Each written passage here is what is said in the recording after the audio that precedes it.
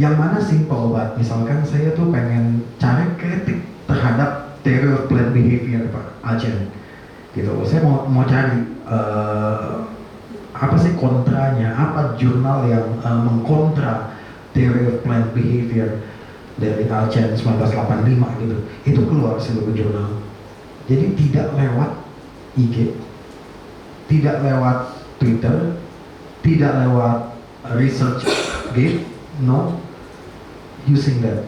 Di situ kita tahu siapa penulis-penulisnya. Dan kalau kita unethical, sekali kalau kita unethical, itu list itu gampang sekali saya copas, saya taruh GPT. Pak, itu keluar insight-nya.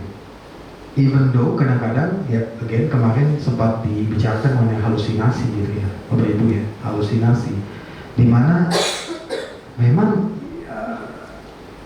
komprehensi utama yang fundamentalnya itu tidak keluar di situ karena terlalu mudah, terlalu mudah, terlalu disimplifikasi bahasa saya, terlalu disimplifikasi. Dan itu begitu sidang, begitu mau sidang atau bimbingan sih, ini orang sih mati banget buat saya, nggak bisa jelasin apa-apa gitu loh. Karena saya pada saat di titik itu saya udah balik lagi baca 6 jam gitu loh disertasinya. Padahal saya bukan dokter, tapi saya baca lagi, kayaknya saya lebih punya komprehensi daripada dia gitu. Karena simply orang melupakan proses tersebut, proses komprehensi tersebut. Nah itu menurut saya bisa saya bilang mungkin pengalaman ya Pak Bapak Ibu ya, pengalaman di mana saya melihat barrier membuat hasil seperti itu menurut saya di era saat ini gitu, di era dimana dia mungkin last time dan mungkin dia berpikir kita bisa pakai segala macam aplikasi dan saya besok jadi dokter ya. Nah ini menurut saya dampak jangka panjangnya apabila kita tidak memperbaiki beberapa aspek dari science communication ini Bapak Ibu, adalah kita melahirkan dokter-dokter seperti itu. Bahkan saya anak S1 aja saya bisa bilang nggak bisa kayak gini.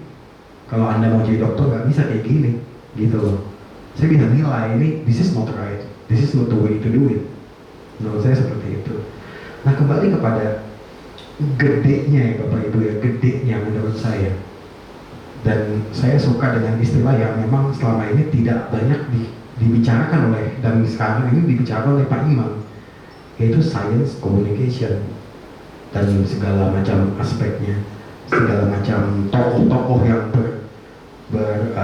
yang ada dalam ekosistem dari science communication.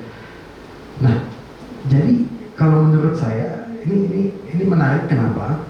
Karena saya mungkin kesulitan, bahasanya Bapak Ibu, kesulitan menemukan, bahasa saya, selebritisnya science. Selebritisnya science, Bapak Ibu, selebritisnya. Gitu. Kita nggak pernah nurture orang jadi public figure di science. Jarang. Siapa yang sekarang bisa saya tonton di YouTube, nggak hanya shorts, bahkan saya bisa tonton puluhan menit gitu Bapak Ibu. Neil deGrasse Tyson, astrophysics, Michio Kaku, theoretical physics. Ya, kalau dia bisa jelasin string teori yang super duper nggak jelas, atau bagaimana Neil deGrasse Tyson bisa menjelaskan skala dari kecilnya bumi di antara semesta ini, kenapa social science tidak? Padahal sebenarnya lebih relevan buat kita, gitu loh. Itu lebih day to day. Tapi saya belum nemuin tuh.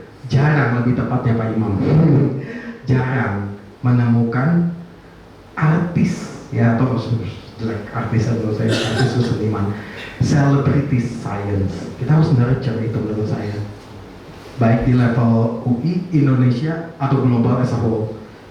Itu belum terpikirkan, tapi itu efektif Bapak Ibu, itu efektif. Saya bisa bilang itu efektif karena orang kayak saya itu nonton gitu, padahal saya nggak ada basic astrofisik sama sekali gitu. But that happens. Itu laku, orang ini laku. Dan jangan mengharamkan gitu bahasanya, Kalau dia menjadi selebritis, instead of kita ngeliatin mungkin ya itu tadi yang Bapak Imam bilang, joget-joget di TikTok nggak jelas, no value buat saya. Gitu. Jadi ini yang kita mengikuti medium kita ya Pak. Saya itu kayak Masya Allah Tuhan ya bilang apa? The message is in the medium. Medium kita saat ini bahkan sudah lagi bergeser mungkin Pak dari sekedar video kepada kembali lagi kepada teks, tapi teks yang ada di teks yang ready to be consumed. Video pun punya ini Bapak Ibu ya, punya limitasi tadi attention span misalkan Pak Imam. LM bikin konten di LM di lembaga manajemen tempat saya kerja. Waktu saya di tim komunikasi untuk mengurus masalah publikasi video, kita hitung cuma maksimal itu 4 menit 38 detik. That's how people spend time at our YouTube channel. 4 menit 38 detik. Di tempat lain bisa jadi lebih, bisa jadi kurang, tapi di LM dengan materi yang ya, ada segala macam doktor dan profesor, 4 menit 38 detik, nggak lebih. Jadi ya ini isu Pak Imam, ini isu untuk humanity ya, buat saya dan education as a whole. Jadi terima kasih Pak Imam ya, kalau buat saya komennya seperti itu. Terima kasih Mas Fabio. Kemudian pertama-tama kalau mau jadi selebriti sebaiknya jangan di bidang sains gitu ya. Bukan berarti nggak boleh ya. Tapi kalau mau jadi selebriti lebih mudah lewat jalan yang lain. Tapi ya mungkin niatnya gitu. Kalau kemudian kebetulan jadi selebriti ya, tapi niat kita menyampaikan penelitian itu kalau bisa niatnya jangan supaya jadi selebriti. Tapi kalau kemudian karena konten kita populer, konten kita berdampak disukai oleh masyarakat, terus kebetulan jadi selebriti, alhamdulillah. Terus tentang AI itu memang betul bahwa sekarang jadi pola konsumsi media itu berubah gitu ya. Mungkin pada zamannya YouTube itu high demand, orang bersedia nonton sampai mungkin sejam 2 jam mungkin ya. Sekarang terlalu jangankan sejam, 5 menit itu udah hebat gitu kan, sehingga yang nonton mungkin sekarang short yang hanya 1 menit atau 30 detik bahkan, dan itu ya pasti ada keterbatasan gitu ya. Jadi saya paham bahwa nggak mungkin kita menyampaikan informasi di dalam jurnal isi 20 halaman dalam short 20 detik, 30 detik nggak mungkin. Tapi paling tidak kan kita raise awareness dulu lah, ada AIDA ya, awareness, interest, desire, action, dan memang kalau untuk search ilmu pengetahuan itu jelas kita tidak mengandalkan orang searching di Instagram. Kalau orang search mungkin di Google Scholar, mungkin di ResearchGate, mungkin di menggunakan Scopus ya, ada searching memang seperti itu.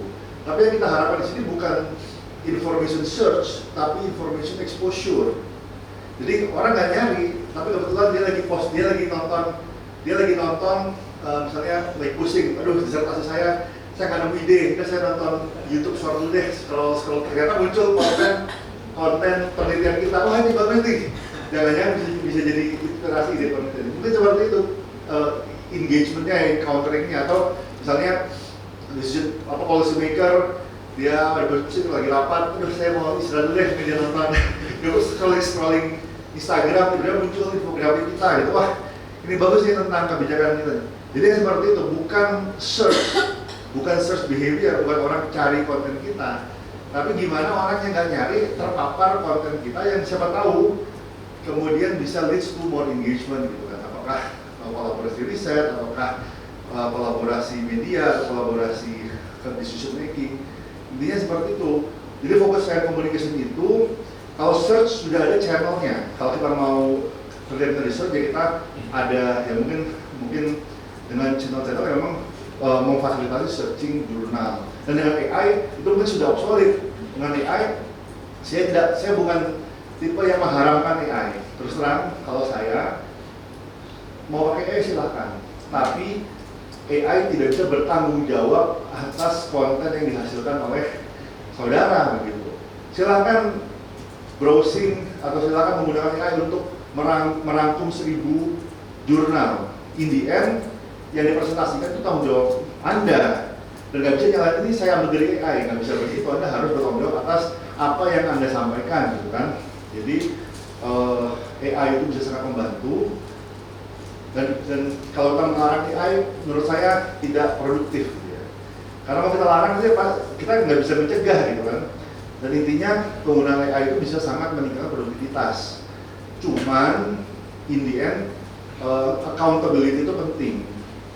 Jadi kalau posisi saya adalah silahkan gunakan AI, tapi declare bahwa saya menggunakan AI pada bagian ini dan itu pada bagian-bagian tertentu, dan tetapi saya bertanggung jawab secara penuh terhadap seluruh konten yang saya tulis, bahwa sebagiannya dihasilkan atau dibantu oleh AI. Kalau menurut pendapat saya nggak ada masalah. Yang penting jujur, transparan, dan bertanggung jawab atas konten. Sedangkan untuk science communication, sebetulnya AI itu bisa sangat powerful sekali membantu kita. Misalnya begini, tadi saya tulis, saya katakan kita harus menerjemahkan artikel jurnal yang ribet menjadi artikel LinkedIn misalnya yang lebih ringkas. Dengan AI bisa aja. Jadi kita kalau yang berbayar, artikel kita masukin ke dalam ChatGPT dengan konsen kita ya, dan itu memang artikel kita. Masukin tolong dong buatin artikel LinkedIn untuk LinkedIn. Mereka ChatGPT-nya sudah tahu. Artikel itu gayanya seperti ini, panjangnya segini maksimal. Jadi sudah, yang itu harus kita curate, bener nggak? Jangan sampai salah ambil quote atau misalnya intinya tetap harus prompting ya, kita lakukan prompt untuk memperbaiki kualitasnya, dan mungkin harus kita edit manual. Tapi hal yang dulu mungkin kita butuh seminggu buat mentranslate, ya mungkin dalam 1 jam sudah bisa draft pertama, baru kita edit lagi. Itu sangat powerful. Bahkan tadi dalam bentuk video, dulu kita harus buat video mungkin manual. Sekarang dengan saya lupa apa namanya, beberapa AI bisa menghasilkan video animasi. Kita tinggal masukin aja lines-nya, skripnya, suaranya keluar sendiri, voice-nya keluar, animasinya keluar. Kita tinggal adjust sedikit, bisa kita publish sebagai short 3 detik atau 1 menit. Segitu powerfulnya, sehingga sebetulnya kalau posisi saya, AI itu sangat membantu science communication. Hanya saja memang tadi yang kita harus accountable. Kalau memang itu teks tersebut dibantu oleh AI untuk menghasilkannya, kita declare bahwa sebagian atau seluruh konten ini dihasilkan oleh AI. Nggak ada masalah. Itu Mas Fabio. Oke. Ini ada lagi yang mau bertanya, Mas Tuhan tadi? Ya.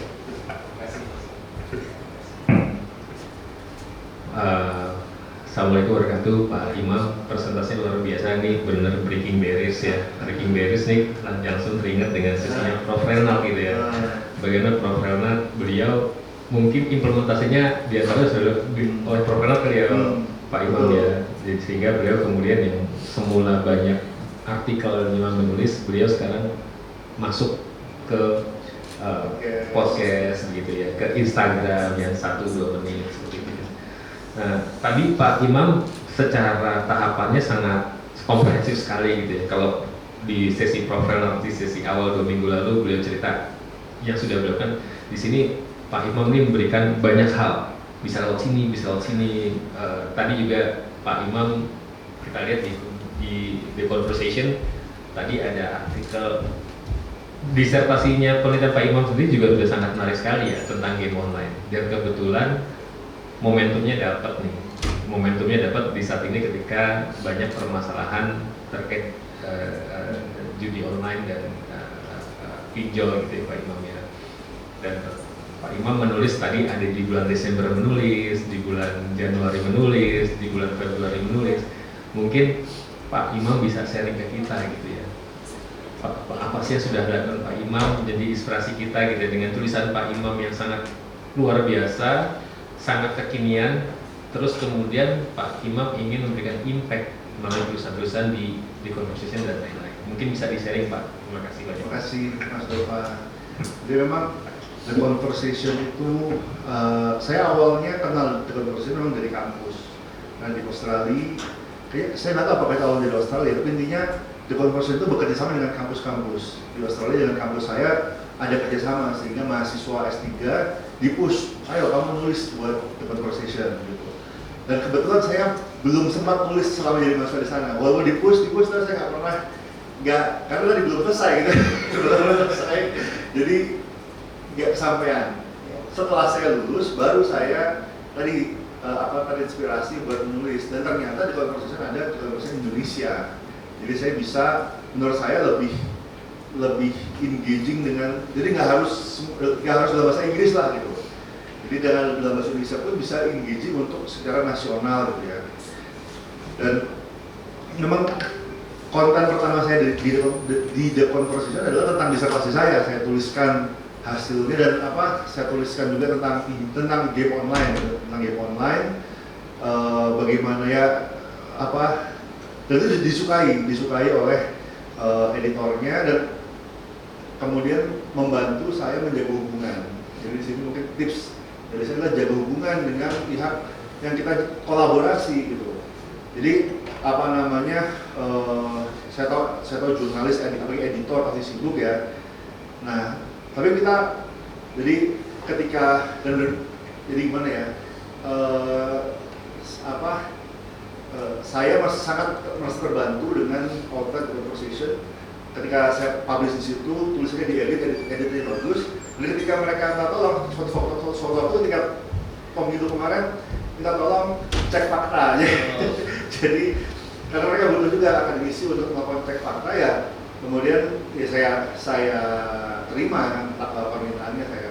Dan itu tadi membantu membangun hubungan sehingga menurut saya memudahkan saya untuk menulis di The Conversation ya. Walaupun nggak jaminan, tetap kita harus pitching tulisan. Kalau tulisannya menarik bagi editor dilanjutkan, kalau nggak menarik ya udah kita pitching lagi gitu kan. Jadi prosesnya itu tapi prosesnya organik. Tapi memang awalnya adalah saya kirim ide tulisan lewat ininya The Conversation, lewat platformnya ada di websitenya ada klik kirimkan ide tulisan. Jadi kita kirimkan ide tulisan, di situ kita isi